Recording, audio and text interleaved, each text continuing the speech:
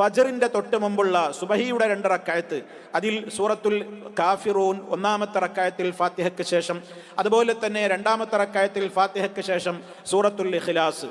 ഇനി അതല്ലെങ്കിൽ ഒന്നാമത്തെ റക്അത്തിൽ സൂറത്തുൽ ബഖറയിലെ 136ാമത്തെ ആയത്ത്, 2ാമത്തെ റക്അത്തിൽ സൂറത്തു ആലി ഇംറാനിലെ 64ാമത്തെ ആയത്ത്, ഇവയിൽ ഏതും നമുക്ക് പാരായണം ചെയ്യാവുന്നതാണ്.